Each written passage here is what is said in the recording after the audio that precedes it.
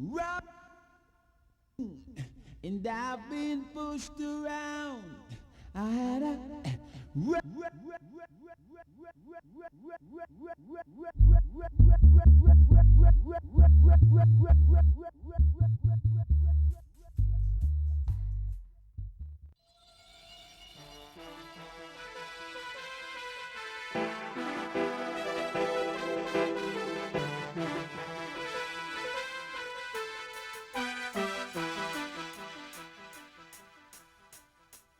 This is all a part of the latest movie that we're embarking on. It's called Third World Cup, and I'm playing a character called Wani. This is one of my costumes. I'm to be the best dressed kid on the block. What I hope makes us unique is the fact that our characters are so original and so well defined, and that people will be, you know, will be hugely amused by these characters or drawn to these characters, you know, either to empathize with them or just to be amused by them. You know, our bad guys are really bad and for real. What was it like working with musicians? Well, we had the musicians playing supporting roles, playing these, you know, and they're larger than life, they're very colorful. So it's very difficult to make this film.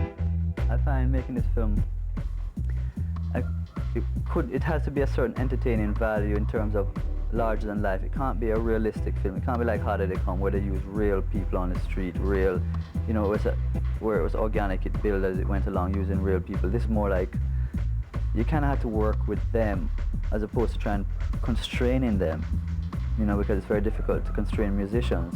Nobody wanted to die, you know, that was one of the things in it, you know, everybody wanted to be a bad man, but do I have to die? Well, bad men die, you know what I mean? And I want to know why. I mean, what do you think?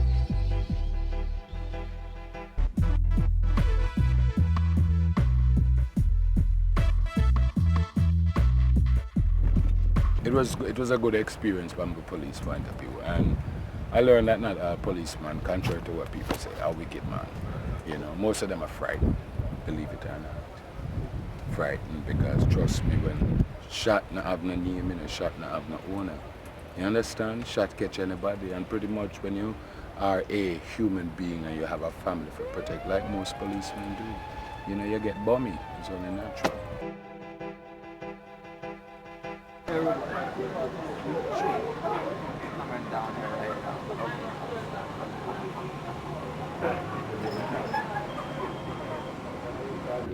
And action! Action!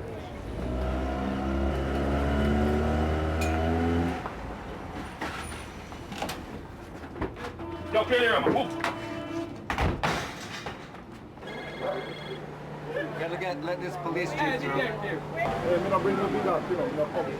It's harder now and then. It's become a lot harder working in the inner cities doing these shoots. I mean, on my smallish films, I've never had a problem. I've always, just because I guess we're being low-key, less crew, less thing. And when we turn up in these places, we're traveling with 60 crew, tents. I mean, it looks like a circus, you know. So therefore, it looks like bigger than it really is. These people are going through some hard times right now because we're going through economic downturn on the island. It's difficult for them to accept the fact that we're coming here to make a movie and we don't have any money. You know, they expect us to have money. You know, we don't have it. You don't look at you them some money then. Don't give me none. You don't look at you them a gas school. Buy one of your shows, something.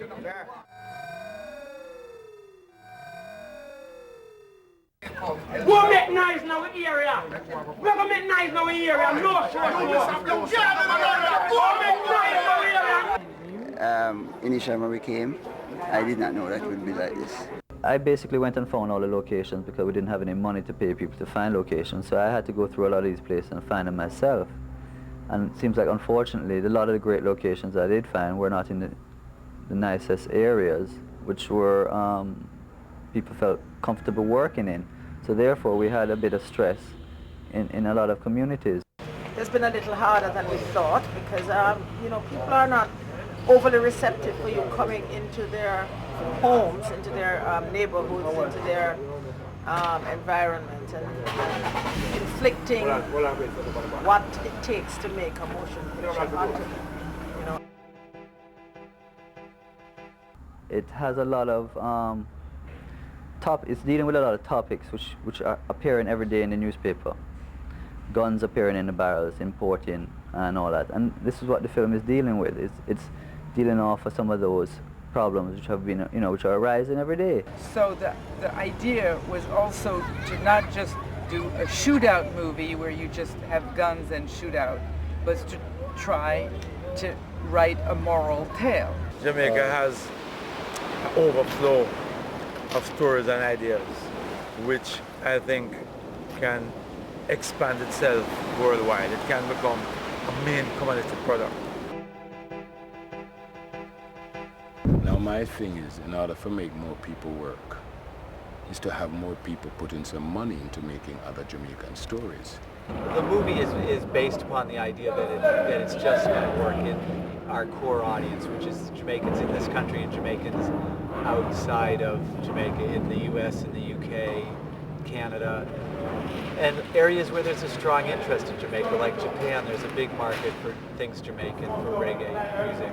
Australia, Germany, Italy are some of the other secondary markets. Whether one man puts all the money in or whether 10 or 15 men and they spread it across the board, it's a viable product which we can make and sell, and I think it's another avenue which business people should look into. Well, the budget was $500,000 US, which sounds like a lot of money, but in reality it's very little, and therefore we had a very tight shooting schedule.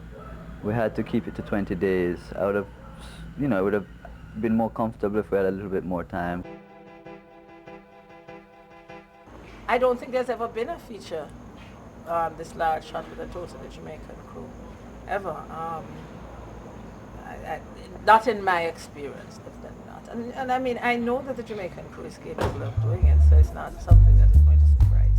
I want to rehearse with Paul. Okay, this is a rehearsal. Very quiet, please.